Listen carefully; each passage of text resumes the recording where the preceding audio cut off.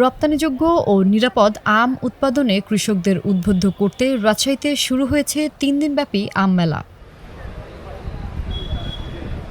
২৪ June মঙ্গলবার বিকেলে কৃষি সম্প্রসারণ অধিদপ্তরের রাজশাহী বিভাগীয় কার্যালয়ে মেলা উদ্বোধন করেন অতিরিক্ত বিভাগীয় কমিশনার মোহাম্মদ হাবিবুর রহমান। রপ্তানিযোগ্য আম উৎপাদন প্রকল্পের আওতায় আয়োজিত এই মেলা চলবে ২৬ জুন পর্যন্ত। প্রতিদিন সকাল ৯টা থেকে বিকেল ৫টা পর্যন্ত সর্বসাধারণের জন্য উন্মুক্ত থাকবে মেলা।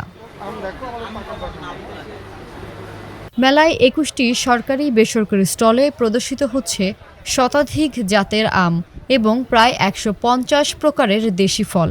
ল্যাংড়া, হাড়িভাঙা, মল্লিকা, রেড পালমার সহ নানা স্বাদ ও ঘ্রাণে আম নজর কাড়ছে দর্শনার্থীদের।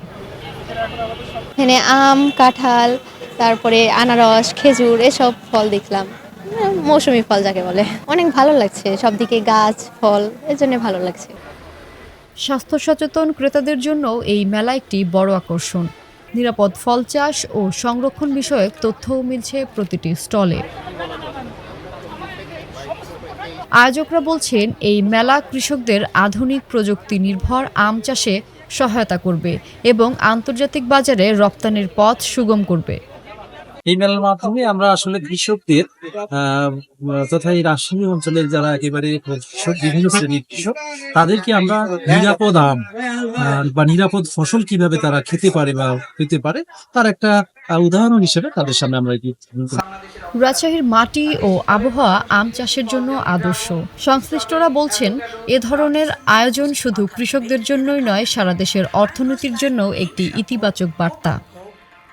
এই মেলার মাধ্যমে মানুষজন জানতে পারবে মূলত যে আমরা কি কি ভ্যারাইটি আমাদেরকে নতুন আছে। এই ভ্যারাইটিগুলো চাষ করলে দেখা যাচ্ছে আমরা যেগুলো ট্রেডিশনাল ভ্যারাইটিগুলো চাষ করি, যেমন ল্যাংড়া, গোপাল, এগুলো তো আমাদের ভালো ভ্যারাইটি নিঃসন্দেহে, কিন্তু এইগুলা ভ্যারাইটি দেখা যাচ্ছে ব্রিক্স পার্সেন্টেজ বেশি, মানে মিষ্টতা বেশি। এইগুলা চাষ করলে দেখা যাচ্ছে ইকোনমিকভাবে বেনিফিট হবে বেশি কৃষকরা।